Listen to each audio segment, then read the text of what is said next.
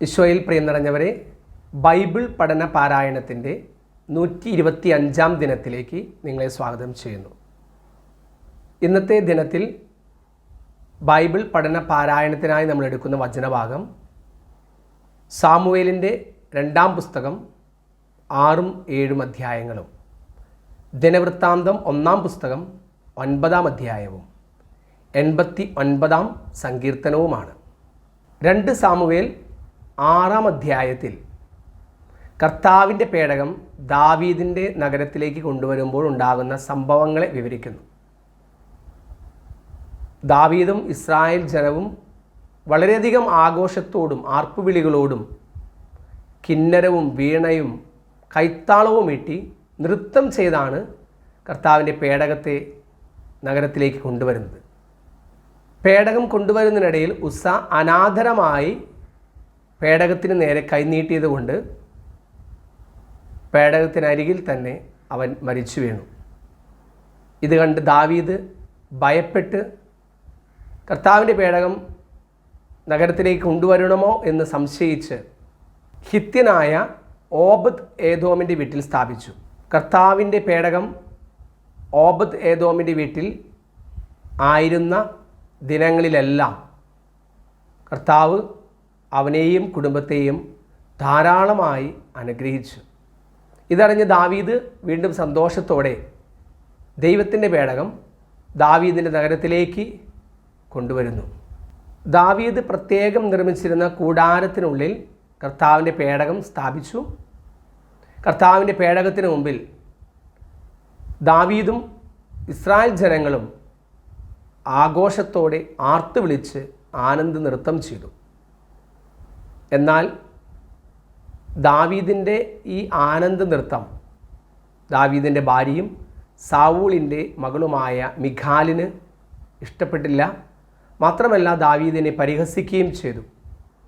മിഖാലിനോട് ദാവീദ് ഇപ്രകാരമാണ് മറുപടി പറഞ്ഞത്: ഞാൻ എൻ്റെ കർത്താവിന് മുമ്പിൽ ആനന്ദ നൃത്തം ചെയ്യും. കർത്താവിൻ്റെ നാമത്തെ മഹത്വപ്പെടുത്തുന്നതിന് വേണ്ടി നിൻ്റെ മുമ്പിൽ ഇതിൽ കൂടുതൽ അധിക്ഷേപാർഹനും നിന്ദനുമാകാനും ഞാൻ റെഡിയാണ്. സാവൂളിൻ്റെ പുത്രി മിഖാൽ മരണം വരെ സന്താനരഹിതയായിരുന്നു എന്ന് പറഞ്ഞുകൊണ്ടാണ് വചനഭാഗം സമാപിക്കുന്നത്. പ്രിയ നിറഞ്ഞവരെ, ദാവീദ് കർത്താവിനെ മഹത്വപ്പെടുത്താൻ വേണ്ടി ഏത് അവസ്ഥയും സ്വീകരിക്കാൻ തയ്യാറായി നിൽക്കുന്ന ദാവീദിനെ ഈ വചനങ്ങളിൽ നമ്മൾ കണ്ടുമുട്ടുന്നു. ദാവീദിൻ്റെ ഈ വ്യക്തിത്വത്തിൻ്റെ ഈ സവിശേഷതകളെ നമുക്കും സ്വന്തമാക്കാം. ജീവിതത്തിൻ്റെ ഏത് അവസ്ഥയിലും കർത്താവിനെ മഹത്വപ്പെടുത്തുന്നവരായി നമുക്ക് മാറാം. വിജയത്തിലും പരാജയത്തിലും സന്തോഷത്തിലും ദുഃഖത്തിലുമെല്ലാം കർത്താവിനെ മഹത്വപ്പെടുത്തുന്ന മനുഷ്യരായി, മക്കളായി മാറുവാൻ ദാവീദിൻ്റെ ജീവിത മാതൃക നമുക്ക് തുണയാകട്ടെ. 2 സാമുവേൽ 7-ാം അധ്യായത്തിൽ നാഥാൻ്റെ പ്രവചനവും ദാവീദിൻ്റെ നന്ദി പ്രകാശനവും വിവരിച്ചിരിക്കുന്നു. രാജാവ് കൊട്ടാരത്തിൽ വസിക്കുകയും ചുറ്റുമുള്ള ശത്രുക്കളിൽ നിന്ന് കർത്താവ് അവനെ സംരക്ഷിക്കുകയും ചെയ്തപ്പോൾ ദാവീദ് നാഥാനോട് പറഞ്ഞു: ദേവദാരു കൊണ്ടുള്ള കൊട്ടാരത്തിൽ ഞാൻ വസിക്കുന്നു, എന്നാൽ കർത്താവാകട്ടെ ഒരു കൂടാരത്തിലും. നാഥാൻ ദാവീദിനോട് മറുപടി പറഞ്ഞെങ്ങനെയാണ്: യുക്തം പോലെ നീ ചെയ്യുക, കർത്താവ് നിന്നോട് കൂടെയുണ്ട്. എന്നാൽ ആ രാത്രി തന്നെ കർത്താവ് നാഥാനോട് ഇപ്രകാരം അരുളി ചെയ്തു: എൻ്റെ ദാസനായ ദാവീദിനോട് പറയുക, കർത്താവ് അരുളി ചെയ്യുന്നു, എനിക്ക് വേണ്ടി നീ ആലയം പണിയുമോ? നീ പോയിടത്തെല്ലാം ഞാൻ നിൻ്റെ കൂടെ ഉണ്ടായിരുന്നു. നിൻ്റെ ശത്രുക്കളെയെല്ലാം ഞാൻ പരാജയപ്പെടുത്തി. ഭൂമിയിലുള്ള മഹാത്മാക്കളെപ്പോലെ നിന്നെ ഞാൻ മഹാനാക്കും. നിൻ്റെ രാജ്യവും കുടുംബവും എൻ്റെ മുമ്പിൽ സുസ്ഥിരമായിരിക്കും. നിൻ്റെ സിംഹാസനം എന്നേക്കും നിലനിൽക്കും. ഈ വാക്കുകളും ദർശനങ്ങളും നാഥാൻ ദാവീദിനെ അറിയിച്ചു.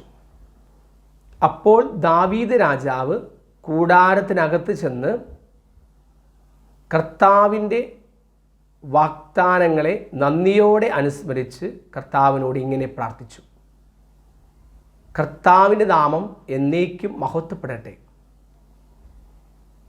അവിടുത്തെ വചനമാണ് സത്യം. അവിടുത്തെ അനുഗ്രഹത്താൽ അടിയൻ്റെ കുടുംബം എന്നേക്കും അനുഗ്രഹീതമാകും. കർത്താവിൻ്റെ അനുഗ്രഹത്തിൻ്റെ വാഗ്ദാനങ്ങൾക്ക് എളിമയോടുകൂടി നന്ദി പ്രകാശിപ്പിക്കുന്ന ദാവീദിനെയാണ് ഈ അധ്യായത്തിൽ നമ്മൾ കണ്ടുമുട്ടുന്നത്. പ്രിയ നിറഞ്ഞവരെ, എന്തുമാത്രം അനുഗ്രഹങ്ങളിലൂടെ അനുനിമിഷം കടന്നു പോകുന്നവരാണ് നമ്മൾ.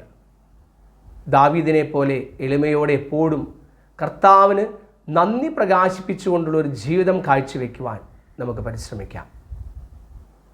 1 ദിനവൃത്താന്തം 9-ാം അധ്യായത്തിൽ പ്രവാസത്തിൽ നിന്ന് തിരിച്ചെത്തിയവരുടെയും ജെറൂസലേമിലെ പുരോഹിതരുടെയും ലേവ്യരുടെയും സാവൂളിൻ്റെ പിതൃപുത്ര പരമ്പരയുടെയും പേരുകൾ രേഖപ്പെടുത്തിയിരിക്കുന്നു. 89-ാം സങ്കീർത്തനം ദാവീദിൻ്റെ ഹൃദയത്തിൽ നിന്നുള്ള ഒരു പ്രാർത്ഥനയാണ്. കർത്താവ് ദാവീദിനോട് എന്നേക്കുമായ ചെയ്ത ഉടമ്പടിയെ അനുസ്മരിക്കണമേ എന്ന് പ്രാർത്ഥിക്കുന്നു. 89-ാം സങ്കീർത്തനം ദാവീദിൻ്റെ ഹൃദയത്തിൽ നിന്നുള്ളൊരു പ്രാർത്ഥനയാണ്. കർത്താവ് ദാവീദിനോട് എന്നേക്കുമായി ചെയ്ത ഉടമ്പടി അനുസ്മരിക്കണേ എന്നാണ് പ്രാർത്ഥന. വിജയത്തിൻ്റെയും പരാജയത്തിൻ്റെയും സങ്കടത്തിൻ്റെയും സന്തോഷത്തിൻ്റെയൊക്കെ നിമിഷങ്ങളിൽ കർത്താവിൻ്റെ മുമ്പിലേക്ക് വന്ന് പ്രാർത്ഥിക്കുന്ന ദാവീദിനെ നമ്മളിവിടെ കണ്ടുമുട്ടുന്നുണ്ട്. നമ്മുടെ ജീവിതത്തിൻ്റെ ഏത് അവസ്ഥയിലും ദൈവത്തിരുമുമ്പാകെ വന്ന് പ്രാർത്ഥിക്കുവാനായിട്ടുള്ളൊരു ആഹ്വാനം ദാവീദിൻ്റെ ജീവിതം നമുക്ക് നൽകുകയാണ്. 89-ാം സങ്കീർത്തനത്തിൻ്റെ ആദ്യ ഭാഗത്ത് ദാവീദ് പ്രാർത്ഥിക്കുന്നു, ദൈവമേ, നീ നല്ലവനാണ്, കാരുണ്യവാനാണ്. നീ എന്നെ തെരഞ്ഞെടുത്ത് ഉയർത്തി എൻ്റെ മേൽ വിശുദ്ധ തൈലം കൊണ്ട് അഭിഷേകം ചെയ്തു എന്നെ വലിയവനാക്കി, എന്നെ പ്രത്യേകമായി തെരഞ്ഞെടുത്ത് അങ്ങയുടെ അഭിഷിക്തനാക്കിയെന്ന് പ്രാർത്ഥിക്കുമ്പോൾ, 2-ാം ഭാഗത്ത് ദാവീദ് പ്രാർത്ഥിക്കുന്നത്, കർത്താവേ, അങ്ങ് എന്തുകൊണ്ട് എന്നെ പരിത്യജിച്ചു? ഞാൻ സഹനത്തിലൂടെ കടന്നു പോകുന്നു, ഞാൻ പരാജയമടഞ്ഞു, എൻ്റെ ജീവിതത്തിൽ അസ്വസ്ഥതകളും ശത്രുക്കളുടെ നീണ്ട നിരയും എന്നെ ഇതാ വളഞ്ഞിരിക്കുന്നു എന്ന് പറഞ്ഞ് തൻ്റെ പരാതികളും പരിഭവങ്ങളും ദാവീദ് ഇതാ പറയുകയാണ്, പങ്കുവെക്കുകയാണ്.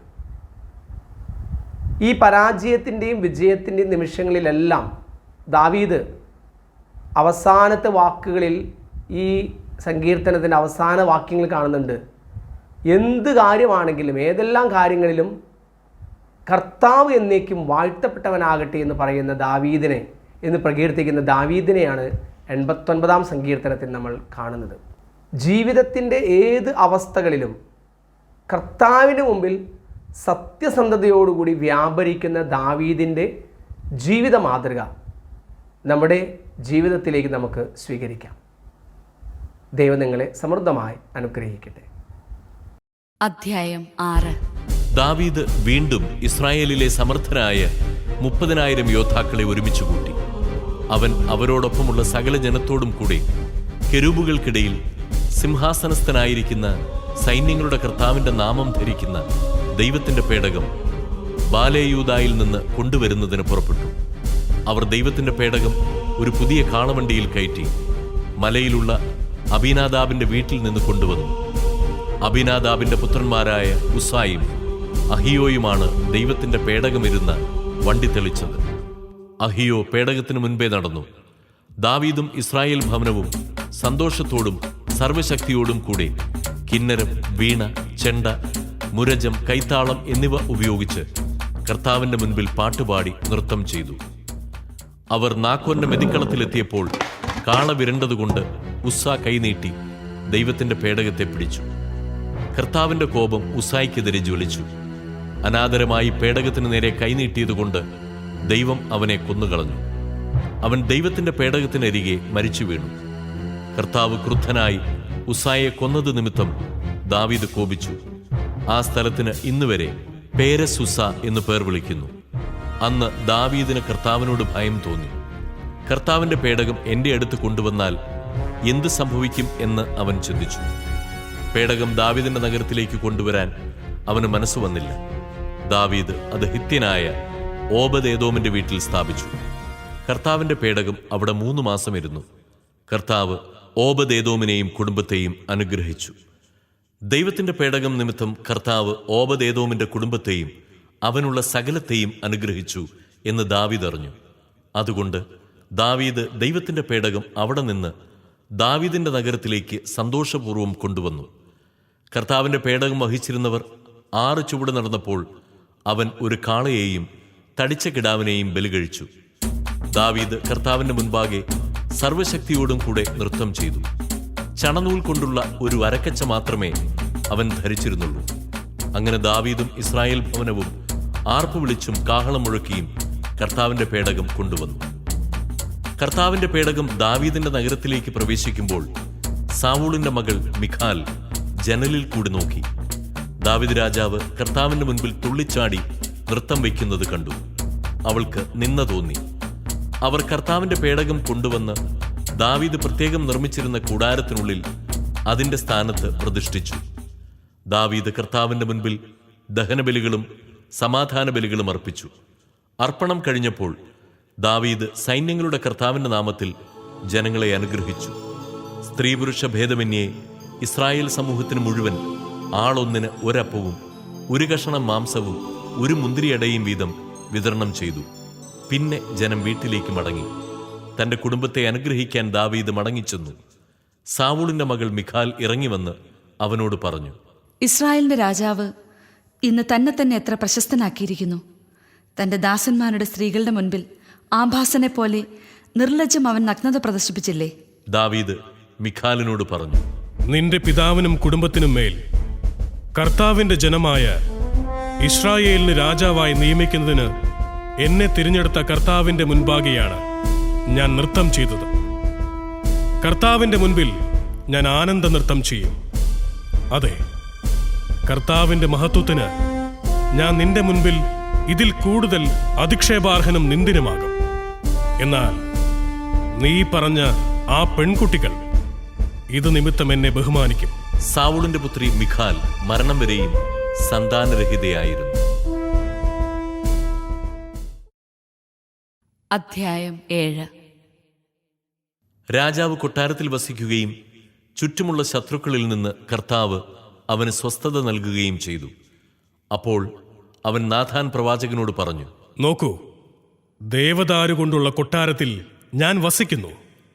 ദൈവത്തിന്റെ പേടകമോ കൂടാരത്തിലിരിക്കുന്നു. നാഥാൻ പ്രതിവചിച്ചു, യുക്തം പോലെ ചെയ്തുകൊള്ളുക, കർത്താവ് നിന്നോടുകൂടെയുണ്ട്. എന്നാൽ ആ രാത്രി കർത്താവ് നാഥാനോട് അരുളി ചെയ്തു, എന്റെ ദാസനായ ദാവീദിനോട് പറയുക, കർത്താവ് അരുളി ചെയ്യുന്നു, എനിക്ക് വസിക്കാൻ നീ ആലയം പണിയുമോ? ഇസ്രായേൽ ജനത്തെ ഈജിപ്തിൽ നിന്ന് കൊണ്ടുവന്നതു മുതൽ ഇന്നുവരെ ഞാനൊരാലയത്തിലും വസിച്ചിട്ടില്ല. കൂടാരത്തിൽ വസിച്ചുകൊണ്ട് ഞാനും സഞ്ചരിക്കുകയായിരുന്നു. ഇസ്രായേൽക്കാരോടുകൂടെ സഞ്ചരിക്കുന്നതിനിടയ്ക്ക് എവിടെ വെച്ചെങ്കിലും എന്റെ ജനമായ ഇസ്രായേലിനെ നയിക്കാൻ ഞാൻ നിയമിച്ച നേതാക്കന്മാരിൽ ആരോടെങ്കിലും നിങ്ങൾ എനിക്ക് ദേവദാരു കൊണ്ട് ഒരു ആലയം പണിയാത്തതെന്ത് എന്ന് ഞാൻ ചോദിച്ചിട്ടുണ്ടോ? അതുകൊണ്ട് നീ ഇപ്പോൾ എന്റെ ദാസനായ ദാവീദിനോട് പറയണം, സൈന്യങ്ങളുടെ കർത്താവ് അരുളി ചെയ്യുന്നു, ആട്ടിടയനായിരുന്ന നിന്നെ മേച്ചിൽ സ്ഥലത്ത് നിന്നെടുത്ത് എന്റെ ജനമായ ഇസ്രായേലിന് അധിപനായി ഞാൻ നിയമിച്ചു. നീ പോയിടത്തെല്ലാം ഞാൻ നിന്നോട് കൂടെയുണ്ടായിരുന്നു. നിന്റെ മുൻപിൽ നിന്റെ ശത്രുക്കളെയെല്ലാം ഞാൻ നശിപ്പിച്ചു. ഭൂമിയിലുള്ള മഹാത്മാക്കളെ പോലെ നിന്നെ ഞാൻ മഹാനാക്കും. എന്റെ ജനമായ ഇസ്രായേലിന് ഞാനൊരു സ്ഥലം കൽപ്പിച്ചു കൊടുക്കും. അവർ ഇനിയും സുരക്ഷിതരായി സ്വന്തം സ്ഥലത്ത് പാർക്കേണ്ടതിന് ഞാൻ അവരെ നട്ടുപിടിപ്പിക്കും. എന്റെ ജനമായ ഇസ്രായേലിന് ഞാൻ ന്യായാധിപന്മാരെ നിയമിച്ചാക്കുന്നതിന് മുൻപുള്ള കാലത്തെ പോലെ ദുഷ്ടന്മാർ അവരെ ഇനി പീഡിപ്പിക്കുകയില്ല. ശത്രുക്കളിൽ നിന്ന് നിനക്ക് ഞാൻ ശാന്തി നൽകും. നിന്നെ ഒരു വംശമായി വളർത്തുമെന്നും കർത്താവ് അരുളി ചെയ്യുന്നു. ദിനങ്ങൾ തികഞ്ഞ് നീ പൂർവികരോട് ചേരുമ്പോൾ നിന്റെ ഔരസപുത്രനെ ഞാൻ ഉയർത്തി അവന്റെ രാജ്യം സുസ്ഥിരമാക്കും. അവൻ എനിക്ക് ആലയം പണിയും. അവന്റെ രാജസിംഹാസനം ഞാൻ എന്നേക്കും സ്ഥിരപ്പെടുത്തും. ഞാൻ അവന് പിതാവും അവൻ എനിക്ക് പുത്രനുമായിരിക്കും. ഞാൻ തെറ്റ് ചെയ്യുമ്പോൾ മാനുഷികമായ ദണ്ഡും ചമ്മട്ടിയും ഉപയോഗിച്ച് ഞാൻ അവനെ ശിക്ഷിക്കും. എങ്കിലും നിന്റെ മുൻപിൽ നിന്ന് ഞാൻ തള്ളിക്കളഞ്ഞ സാവൂളിൽ നിന്നെന്ന പോലെ അവനിൽ നിന്ന് എന്റെ സ്ഥിരസ്നേഹം ഞാൻ പിൻവലിക്കുകയില്ല. നിന്റെ കുടുംബവും രാജത്വവും എന്റെ മുൻപിൽ സ്ഥിരമായിരിക്കും. നിന്റെ സിംഹാസനം എന്നേക്കും നിലനിൽക്കും. ഈ വാക്കുകളും ദർശനവും നാഥാൻ ദാവീദിനെ അറിയിച്ചു. അപ്പോൾ ദാവീദ് രാജാവ് കൂടാരത്തിനകത്ത് ചെന്ന് കർത്താവിന്റെ സന്നിധിയിലിരുന്ന് പ്രാർത്ഥിച്ചു. ദൈവമായ കർത്താവേ, അങ്ങ് എന്നെ ഇത്രത്തോളം ഉയർത്താൻ ഞാനും എൻ്റെ കുടുംബവും എന്താകുന്നു? ദൈവമായ കർത്താവേ, ഇതങ്ങേക്ക് എത്ര നിസ്സാരം! വരുവാനുള്ള ദീർഘകാലത്തേക്ക് അങ്ങയുടെ ദാസന്റെ കുടുംബത്തിന്റെ വിദൂര ഭാവിയെക്കുറിച്ചും വരും തലമുറകളെക്കുറിച്ചും അങ്ങ് അരുളി ചെയ്തിരിക്കുന്നുവല്ലോ. ഇതിലധികമായി അടിയൻ അങ്ങയോട് എന്തു പറയാനാവും? ദൈവമായ കർത്താവേ, അങ്ങയുടെ ദാസനെ അങ്ങ് അറിയുന്നുവല്ലോ. അങ്ങയുടെ വാഗ്ദാനവും ഹിതവും അനുസരിച്ച് അങ്ങയുടെ ദാസനെ അറിയിക്കേണ്ടതിന് ഈ വൻ കാര്യങ്ങളെല്ലാം അങ്ങ് നിറവേറ്റിയിരിക്കുന്നുവല്ലോ. ദൈവമായ കർത്താവേ, അങ്ങ് ഉന്നതനത്രേ, അങ്ങ് അതുല്യനാണ്. ഞങ്ങൾ കാതുകൊണ്ട് കേട്ടതനുസരിച്ച് അവിടുന്നല്ലാതെ വേറെ ദൈവമില്ല. അങ്ങയുടെ സ്വന്തം ജനമായിരിക്കേണ്ടതിന് അടിമത്തത്തിൽ നിന്ന് അങ്ങ് വീണ്ടെടുത്ത ഇസ്രായേലിനെ പോലെ മറ്റൊരു ജനമില്ല. അവർക്ക് വേണ്ടി അങ്ങ് നിർവഹിച്ച അത്ഭുതകരമായ മഹാകാര്യങ്ങൾ അങ്ങയുടെ കീർത്തി ലോകമെങ്ങും പരത്തിയിരിക്കുന്നു. അങ്ങയുടെ സ്വന്തം ജനമായിരിക്കേണ്ടതിന് ഈജിപ്തിൽ നിന്ന് അങ്ങ് സ്വതന്ത്രരാക്കി അവർ മുന്നേറിയപ്പോൾ മറ്റു ജനതകളെയും അവരുടെ ദേവന്മാരെയും അങ്ങ് ഓടിച്ചു കളഞ്ഞല്ലോ. ഇസ്രായേൽ എന്നേക്കും അങ്ങയുടെ ജനമായിരിക്കേണ്ടതിന് അവരെ അങ്ങ് സ്ഥിരപ്പെടുത്തി. കർത്താവേ, അങ്ങ് അവർക്ക് ദൈവമായി തീർന്നു. ദൈവമായ കർത്താവേ, അങ്ങയുടെ ദാസനോടും കുടുംബത്തോടും അരുളി ചെയ്തിരിക്കുന്ന വചനം എന്നേക്കും സ്ഥിരപ്പെടുത്തി അങ്ങയുടെ വാക്ക് നിവർത്തിക്കണമേ. അങ്ങയുടെ നാമം എന്നേക്കും മഹത്വപ്പെടട്ടെ. സർവശക്തനായ കർത്താവാണ് ഇസ്രായേലിന്റെ ദൈവമെന്ന് പ്രഘോഷിക്കപ്പെടട്ടെ. അങ്ങയുടെ ദാസനായ ദാവീദിന്റെ കുടുംബം അങ്ങയുടെ മുൻപിൽ സുസ്ഥിരമാകട്ടെ. സർവശക്തനായ കർത്താവേ, ഇസ്രായേലിന്റെ ദൈവമേ, ഞാൻ നിന്റെ വംശം ഉറപ്പിക്കുമെന്ന് പറഞ്ഞ് അങ്ങയുടെ ദാസന് ഇത് വെളിപ്പെടുത്തിയിരിക്കുന്നുവല്ലോ. അതുകൊണ്ട് അങ്ങയോട് ഇങ്ങനെ പ്രാർത്ഥിക്കാൻ ഈ ദാസൻ ധൈര്യപ്പെട്ടിരിക്കുന്നു. ദൈവമായ കർത്താവേ, അങ്ങ് തന്നെ ദൈവം. അങ്ങയുടെ വചനം സത്യം. ഈ നല്ല കാര്യം അടിയനോട് അങ്ങ് വാഗ്ദാനം ചെയ്തിരിക്കുന്നുവല്ലോ. അടിയന്റെ കുടുംബം അങ്ങയുടെ മുൻപിൽ നിന്ന് ഒരിക്കലും മാറിപ്പോകാതിരിക്കേണ്ടതിന് അതിനെ അനുഗ്രഹിക്കാൻ തിരുവുള്ളമാകണമേ. ദൈവമായ കർത്താവേ, അങ്ങ് വാഗ്ദാനം ചെയ്തിരിക്കുന്നു. അവിടുത്തെ അനുഗ്രഹത്താൽ അടിയന്റെ കുടുംബം എന്നേക്കും അനുഗ്രഹീതമാകും. അധ്യായം 9. ഇസ്രായേൽ ജനത്തിന്റെ പേരുകൾ വംശാവലിക്രമത്തിൽ തയ്യാറാക്കി ഇസ്രായേൽ രാജാക്കന്മാരുടെ പുസ്തകത്തിൽ രേഖപ്പെടുത്തിയിരിക്കുന്നു. അവിശ്വസ്തത നിമിത്തം യൂദ ബാബിലോണിലേക്ക് നാടുകടത്തപ്പെട്ടു. ഇസ്രായേലിയരും പുരോഹിതന്മാരും ലേവ്യരും ദേവാലയ ശുശ്രൂഷകരുമാണ് തങ്ങൾക്ക് അവകാശപ്പെട്ട നഗരങ്ങളിലേക്ക് ആദ്യം മടങ്ങി വന്നത്. യൂദ, ബെഞ്ചമിൻ, എഫ്രായിം, മനാസെ എന്നീ ഗോത്രങ്ങളിൽ നിന്ന് ജെറുസലേമിൽ പാർത്തവർ. യൂദായുടെ മകനായ പേരസിന്റെ പുത്രന്മാരിൽ നിന്ന് ഉഥായ് അമ്മിഹൂദിന്റെ പുത്രൻ, അമ്മിഹൂദ് ഓമറിയുടെ പുത്രൻ, ഓമറി ഇമ്രിയുടെ പുത്രൻ, ഇമ്രി ബാനിയുടെയും പുത്രൻ. ഷേലായുടെ ആദ്യജാതൻ അസായായും അവന്റെ പുത്രന്മാരും. സേരായുടെ പുത്രന്മാരിൽ നിന്ന് യവുവേലും ചാർച്ചക്കാരും. ആകെ 690 പേർ.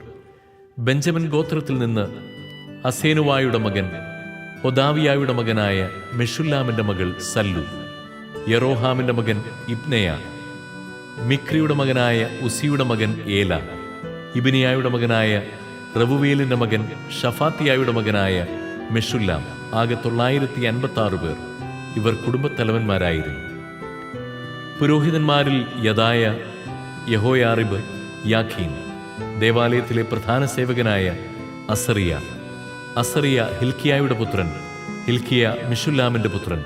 അവൻ സാദോക്കിന്റെ പുത്രൻ, സാദോക്ക് മെറോയോത്തിന്റെ പുത്രൻ. അവൻ അഹിത്തൂബിന്റെ പുത്രൻ. മൽക്കിയായുടെ മകനായ പാഷൂറിന്റെ മകൻ യെറോഹമിന്റെ മകൻ അദായ, ഇമ്മറിന്റെ മകൻ മെഷുല്ലേമിത്തിന്റെ മകനായ മെഷുല്ലാമിന്റെ മകൻ യഹ്സേറായുടെ മകനായ അബിയേലിന്റെ മകൻ മാസായി. കുടുംബത്തലവന്മാരായ പുരോഹിതന്മാർ ചാർച്ചക്കാർക്ക് പുറമെ ആകെ 1760 പേർ. അവർ ദേവാലയ ശുശ്രൂഷയിൽ പ്രഗത്ഭരായിരുന്നു.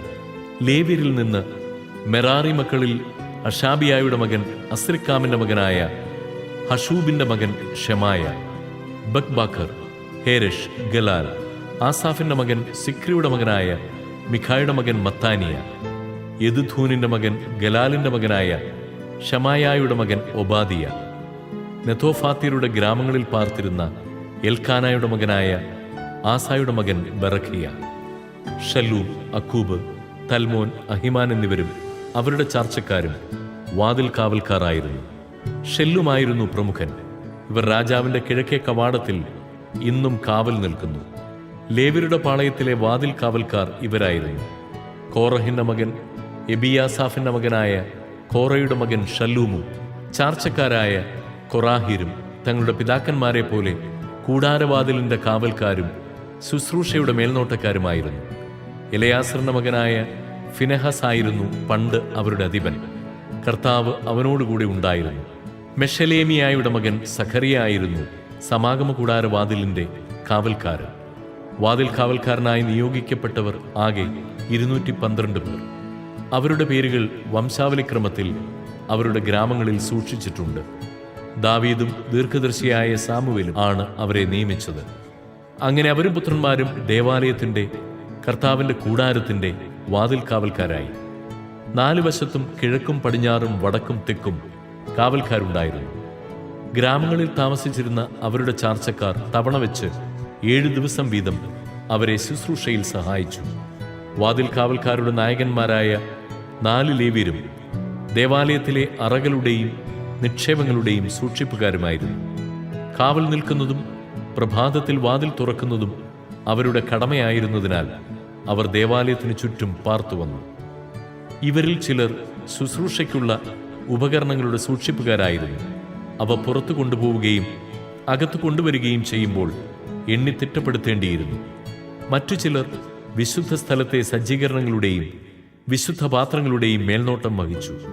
മാവ്, വീഞ്ഞ്, എണ്ണ, കുന്തുരുക്കം, മറ്റു സുഗന്ധദ്രവ്യങ്ങൾ എന്നിവയുടെ മേൽനോട്ടവും അവർക്കുണ്ടായിരുന്നു. പുരോഹിതന്മാരാണ് സുഗന്ധദ്രവ്യക്കൂട്ട് ഒരുക്കിയിരുന്നത്. കാഴ്ചയ്ക്കുള്ള അടയുടെ ചുമതല കോറഹ് വംശജനായ ഷല്ലൂമിന്റെ ആദ്യജാതനും ലേവ്യനുമായ മത്താത്തിയായിക്ക് ആയിരുന്നു. അവരുടെ ചാർച്ചക്കാരും കൊഹാത്യരുമായ ചിലർക്കായിരുന്നു സാബത്ത് തോറും പുതിയ തിരുസാന്നിധ്യാപ്പം തയ്യാറാക്കുന്ന ചുമതല. ഗാനശുശ്രൂഷയുടെ ചുമതല വഹിച്ചിരുന്ന ലേവ്യ കുടുംബത്തിലെ തലവന്മാർ രാവും പകലും ശുശ്രൂഷ ചെയ്യേണ്ടിയിരുന്നതുകൊണ്ട് ദേവാലയത്തോടനുബന്ധിച്ചുള്ള മുറികളിൽ പാർത്തു. അവർക്ക് മറ്റു ചുമതലകൾ ഉണ്ടായിരുന്നില്ല. ഇവരെല്ലാവരും ലേവി ഗോത്രത്തിലെ കുലത്തലവന്മാരാണ്. അവർ ജെറുസലേമിൽ പാർത്തുവന്നു. ഗിബെയോന്റെ പിതാവായ ജെയിയേൽ ഗിബെയോനിൽ പാർത്തു. അവന്റെ ഭാര്യ മാഖ, ആദിജാതൻ അബ്ദോൻ. മറ്റു പുത്രന്മാർ സൂർ, കിഷ്, ബാൽ, നേർ, നാദാബ്, ഗദോർ, അഹിയോ, സഖറിയ, മിക്ലോത്ത്. മിക്ലോത്തിന്റെ മകൻ ഷിമയ. ഇവർ ജെറുസലേമിൽ തങ്ങളുടെ ചാർച്ചക്കാരോടൊത്തു പാർത്തുവന്നു. നേറിന്റെ മകൻ കിഷ്, കിഷിന്റെ മകൻ സാവൂൾ. സാവൂളിന്റെ പുത്രന്മാർ ജോനാഥാൻ, മൽക്കിഷൂവ, അബിനാദാബ്, എഷ്ബാൽ. ജോനാഥാന്റെ പുത്രൻ മെരിബാൽ, മെരിബാലിന്റെ പുത്രൻ മിഖ. മിഖായുടെ പുത്രന്മാർ പിത്തോൻ, മേലക്, തഹറയ, ആഹാസ്. ആഹാസിന്റെ പുത്രൻ യാറ. യാറായുടെ പുത്രന്മാർ അലേമത്ത്, അസ്മാവെത്ത്, സിമ്രി. സിമ്രിയുടെ മകൻ മോസ. മോസയുടെ പുത്രന്മാർ തലമുറക്രമത്തിൽ ബിനയ, റഫായ, എലയാസ, ആസേൽ. ആസേലിന് അസ്രിക്കാം, ബോഖെരു, ഇഷ്മായേൽ, ഷെയാറിയ, ഒബാദിയ, ഹാനാൻ എന്നീ 6 പുത്രന്മാരുണ്ടായിരുന്നു.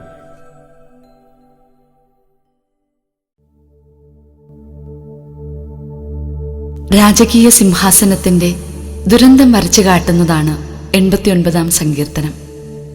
BC 587 ബാബിലോണിയൻ ആക്രമണത്തോടെ രാജഭരണമില്ലാതായ ഇസ്രായേൽ ജനതയുടെ ഹൃദയവേദന ഇതിൽ പ്രതിഫലിക്കുന്നു.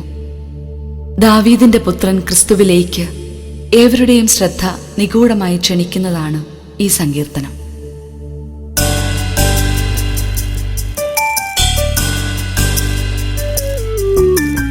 കർത്താവേ, ഞാനെന്നും അങ്ങയുടെ കാരുണ്യം പ്രകീർത്തിക്കും പ്രകീർത്തിക്കും. എൻ്റെ അധരങ്ങൾ തലമുറകളോട് അങ്ങയുടെ വിശ്വസ്തത പ്രഘോഷിക്കും. കർത്താവേ, ഞാനെന്നും അങ്ങയുടെ കാരുണ്യം പ്രകീർത്തിക്കും പ്രകീർത്തിക്കും.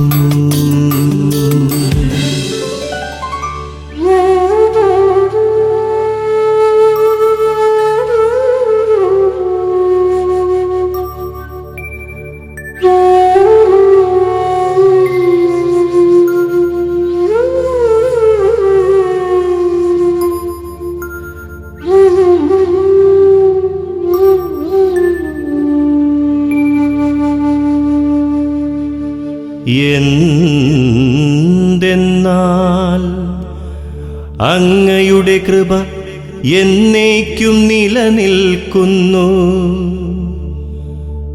അങ്ങയുടെ വിശ്വസ്തത ആകാശം പോലെ സുസ്ഥിരമാണ്. അവിടുന്ന് അരുളി ചെയ്തു, എൻ്റെ തിരഞ്ഞെടുക്കപ്പെട്ടവനുമായി ഞാൻ ഒരു ഉടമ്പടിയുണ്ടാക്കി. എൻ്റെ ദാസനായ ദാവീദിനോട് ഞാൻ ശപഥം ചെയ്തു, നിന്റെ സന്തതിയെ എന്നേക്കുമായി ഞാൻ ഉറപ്പിക്കും.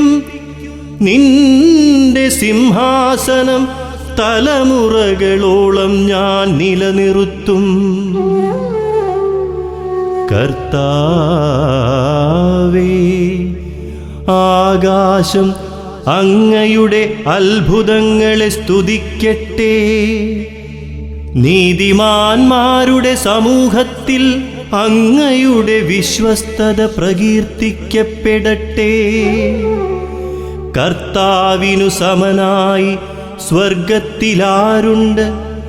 കർത്താവിനോടു സദൃശ്യനായി സ്വർഗവാസികളിലാരുണ്ട്? വിശുദ്ധരുടെ സമൂഹം അവിടുത്തെ ഭയപ്പെടുന്നു. ചുറ്റും നിൽക്കുന്നവരെക്കാൾ അവിടുന്ന് ഉന്നതനും ഭീതിതനുമാണ്.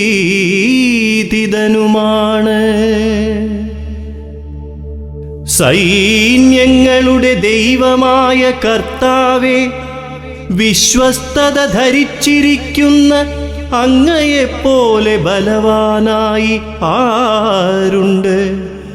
അങ്ങ് ഇളകിമറിയുന്ന കടലിനെ ഭരിക്കുന്നു. തിരമാലകളുയരുമ്പോൾ അങ്ങ് അവയെ ശാന്തമാക്കുന്നു.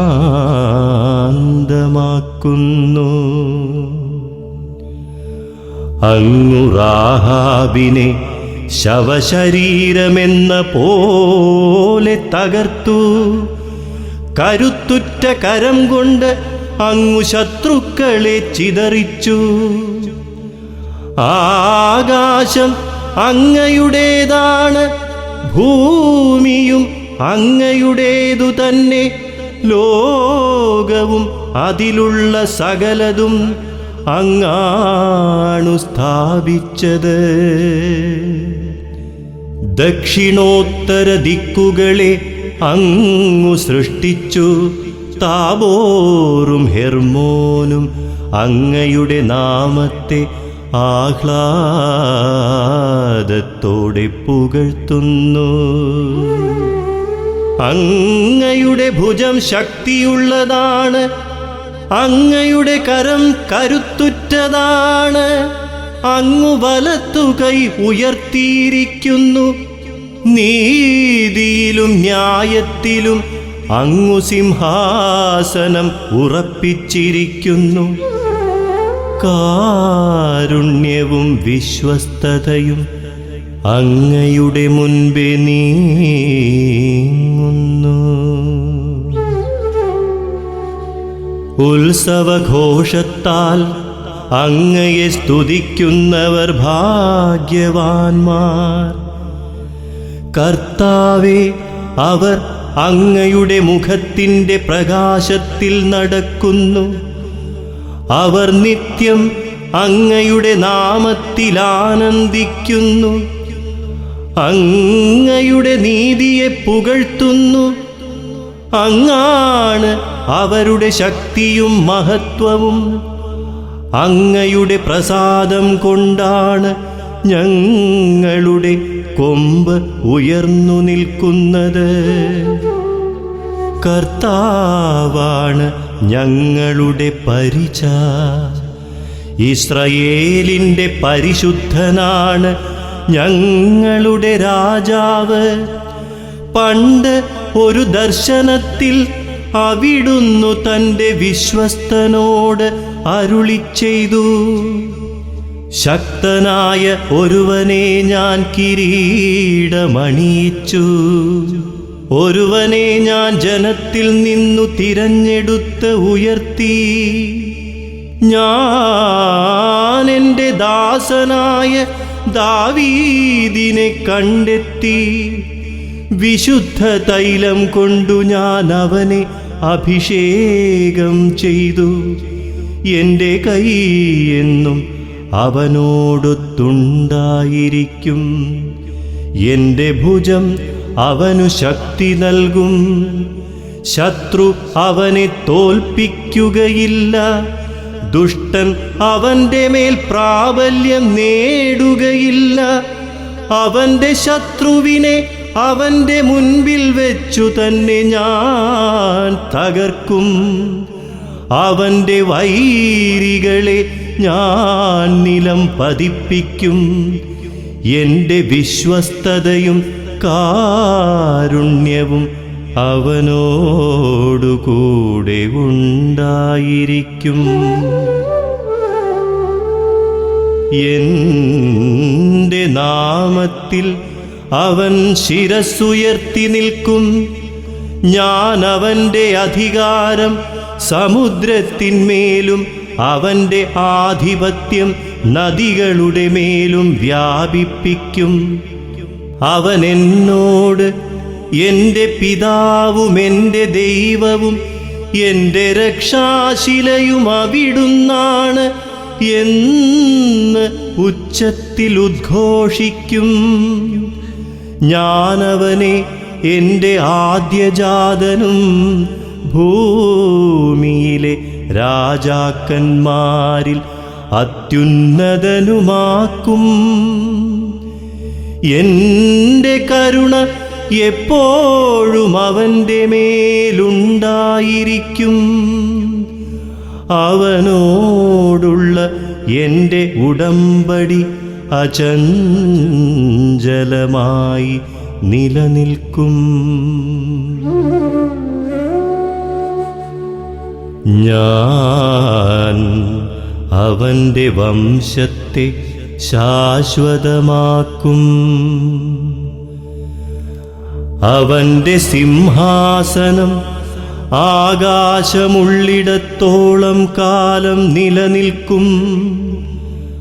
അവൻ്റെ സന്തതി എൻ്റെ നിയമം ഉപേക്ഷിക്കുകയും എൻ്റെ വിധികൾ അനുസരിക്കാതിരിക്കുകയും എൻ്റെ ചട്ടങ്ങൾ ലംഘിക്കുകയും എൻ്റെ കൽപ്പനകൾ പാലിക്കാതിരിക്കുകയും ചെയ്താൽ ഞാൻ അവരുടെ ലംഘനത്തെ ദണ്ഡുകൊണ്ടും അവരുടെ അകൃത്യങ്ങളെ ചമ്മട്ടി കൊണ്ടും ശിക്ഷിക്കും.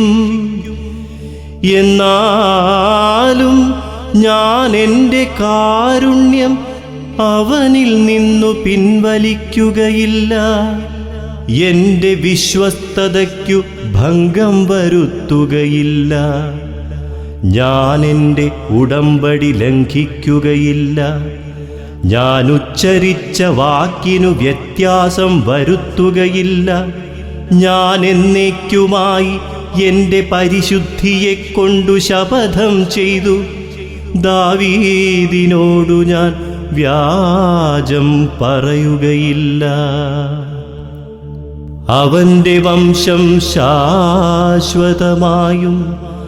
അവൻ്റെ സിംഹാസനം സൂര്യനുള്ള കാലത്തോളവും എൻ്റെ മുൻപിൽ നിലനിൽക്കും. അതു ചന്ദ്രനെപ്പോലെ എന്നേക്കും നിലനിൽക്കും. ആകാശമുള്ളിടത്തോളം കാലം അതും അചഞ്ചലമായിരിക്കും. എന്നാൽ അങ്ങ് അവനെ പരിത്യജിച്ചു കളഞ്ഞു. അങ്ങയുടെ അഭിഷിക്തന്റെ നേരെ അങ്ങു ക്രുദ്ധനായിരിക്കുന്നു. അങ്ങയുടെ ദാസനോടു ചെയ്ത ഉടമ്പടി അങ്ങ് ഉപേക്ഷിച്ചു കളഞ്ഞു. അവിടുന്ന് അവന്റെ കിരീടത്തെ നിലത്തെറിഞ്ഞു മലിനമാക്കി. അവിടുന്ന് അവന്റെ മതിലുകൾ തകർത്തു. അവന്റെ ദുർഗങ്ങൾ ഇടിച്ചു നിരത്തി. വഴിപോക്കർ അവനെ കൊള്ളയടിക്കുന്നു. അവൻ അയൽക്കാർക്കു പരിഹാസപാത്രമായി.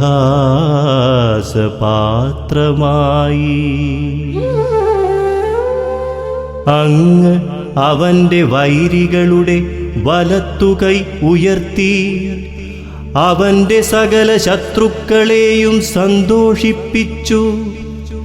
അവന്റെ വാളിന്റെ വായ്ത്തലമടക്കി. യുദ്ധത്തിൽ ചെറുത്തു നിൽക്കാൻ അവനു കഴിവില്ലാതാക്കി. അവിടുന്ന് അവന്റെ കയ്യിൽ നിന്നു ചെങ്കോലെടുത്തു മാറ്റി. അവന്റെ സിംഹാസനത്തെ മണ്ണിൽ മറിച്ചിട്ടു. അവന്റെ യൗവനത്തിൻ്റെ നാളുകൾ അവിടുന്ന് വെട്ടിച്ചുരുക്കി. അവിടുന്ന് അവനെ അപമാനം കൊണ്ടു പൊതിഞ്ഞു.